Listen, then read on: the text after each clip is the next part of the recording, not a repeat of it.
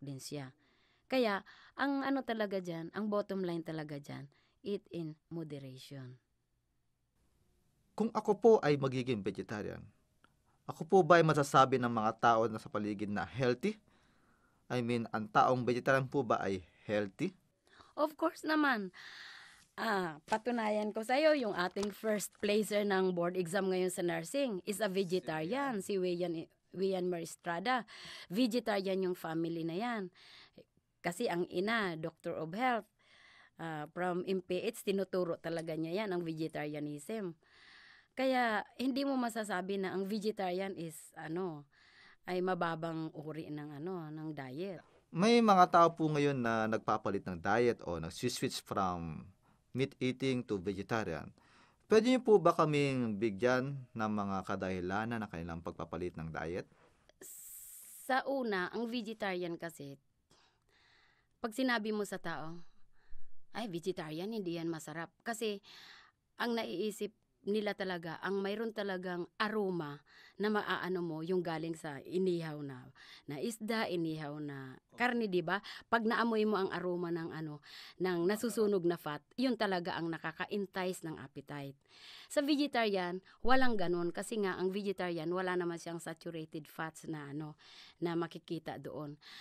Ang mga tao, kaya lang nila nare-realize na ang vegetarian ay best diet kapag sila ay dinapuan na ng sakit. Pag dinapuan na ng sakit, hindi na mahirap ituro ang vegetarian diet sa tao. Accepted na nila dahil gusto nila i-save ang kanilang buhay. Pero, mayroon iba na, kung minsan cancer na, too late na. Pero kung nagsisimula pa lang na halimbawa, for how many years hindi ka vegetarian, tapos wala pang onset ng kahit anumang sakit, medyo masisave mo pa na maaano mo ang sarili mo na hindi ka magkasakit. Pero kung nandyan na sa sakit, parang 50-50 na. It's either masave ng nutrients ang sakit mo or wala nang pag-asa kasi nandyan na yung cancer. Lalo na yung mga sakit na yung nandyan na wala nang pag-asang gumaling. Pero ang the best talaga, preventive. Kaya dapat sa una pa lang, halimbawa sa bata pa lang, turuan na kumain ng maraming gulay at saka prutas. Plant-based diet. Ang sakit po pala ang nagiging dahilan ng ibang tao na mag-vegetarian. Ano po ba magandang transition to switch to vegetarian? Self-discipline talaga yan. Kung isipin mo talaga ang advantage ng being vegetarian, i-ano mo ang iyong pananaw. Kung magpapatuloy ako ng laging meat ang aking pagkain, baka ang nakikita nyo ay ang fiber ng meat ay yun ang fiber na tinutukoy sa na may advantage masyado sa ating katawan na nagsisilbing broom sa ating katawan. Hindi yun. Kasi ang meat, walang fiber yun. Ang fiber na nakikita nyo hibla ng meat ay protein na yun. Hindi katulad ng sa gulay na pag nakita mo ang fiber sa kangkong, ay hindi talaga yun matutunaw. Yun ang tinatawag na cellulose. Plant fiber na kinakailangan ng katawan natin na siyang walis.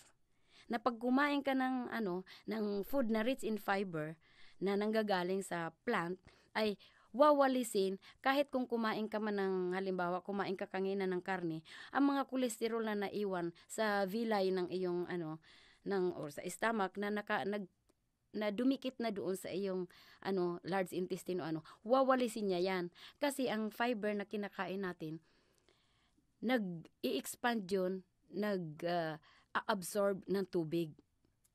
Nag-a-absorb ng tubig ang fiber na kinakain natin. Kaya, pag subukan mo, pag kumain ka ng fibers, pag magpupo ka, ay swak.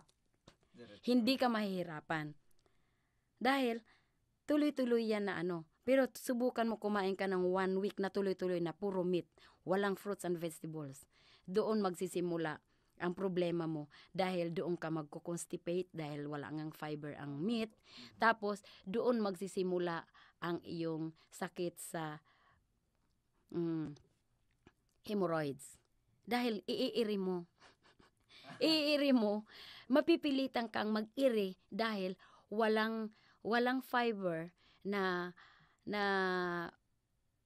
kusang lumalabas sa gut mo. Ang isang vegetarian po ba ay nangangailangan pa din ng vitamins or supplement? Actually, hindi na kasi pag mahilig ka sa fruits and vegetables, ang fruits and vegetables is a source of vitamins and minerals. Sila talaga ang foods na rich in phytochemicals na nag-prevent against cancer. Kaya hindi na kailangan ng mga vitamins ang nagve-vegetarian. Hindi na kailangan ng outside Source. outside source besides from their diet. May issue noon tungkol sa vitamin B12 Ano po, ma'am? na hindi raw yan nakukuha sa diet ng vegetarian. Kung hindi, dahil galing lang daw sa animals. May nabasa naman akong article na ang vitamin B12 is synthesized through our mouth, sa saliva. Kaya daw, ang sabi, ang first saliva mo, early in the morning, you have to swallow it. Kasi nandyan daw ang vitamin B12. Kung mapapansin niyo po sa mga palengke, ang presyo po ng mga gulay at prutas ay nagtataasan. Sa mga ordinaryong tao po ba, practical po ba sa kanila ang vegetarian diet? Very practical naman. I-compare mo pa rin ang presyo ng prutas at gulay kaysa sa presyo ng karne. Mababa pa rin naman. Pero it doesn't mean na pag nag-vegetarian ka, ay ang kainin mong mga gulay ay yung mga mamahalin. Magtanim ka, mag-garden ka ng kamuti tops, magtanim ka ng talong, magtanim ka ng sitaw. It doesn't mean na pag vegetarian ka, ang kakainin mo mga broccoli, mga cauliflower. Hindi naman yun ang hindi naman yun ang principle doon Ang principle doon ay plant-based. Plant-based. Oo, hindi talaga yung actually ako as a nutritionist dietitian, kung halimbawa ako magsishift ako to full vegetarian kasi ngayon ako vegetarian. Kumakain ako ng fish. Kung halimbawa magsishift ako ng vegan talaga ako, vegetarian, pipiliin ko yung hindi mga galing sa Baguio na pagkain. Kasi alam mo, hindi nila mapapaganda ang product pag walang spray. Pipiliin ko yung nandito lang sa kapaligiran na nabibili kong gulay na halimbawa, yung pizza may mga butas-butas dahil walang spray. Garden grown lang na vegetables. Kaysa sa bibili ako ng pre-produced na by bulk sa Divisoria, halimbawa dahil nandoon ang center of trade ng mga gulay, na ang gaganda ng products pero puno yun ng spray.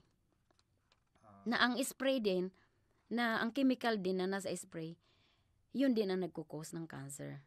Kaya maging maingat tayo sa pagpili. Kaya pag sinabing mag-vegetarian ka, mahal ang gulay, it doesn't mean na ang bibilhin mo mga gulay, yung mga imported. Mas maganda yung homegrown mong gulay na nabantayan mo talaga na wala kang in-spray na chemicals doon. Or sa kapitbahay mo, may tanim siya, doon ka na lang hihingi o bibili. So ayan po mga tagapakinig, tayo po ay naliwanagan na patungkol sa vegetarianism. Maraming salamat sa ating guest ngayong gabi kay Mrs. Villa Flandes sa panahon na binigay niya sa atin upang tayo ay mabigyan ng payo patungkol sa vegetarian diet. Ito po ang iyong lingkod, Mr. Goods, The Hidden Agenda.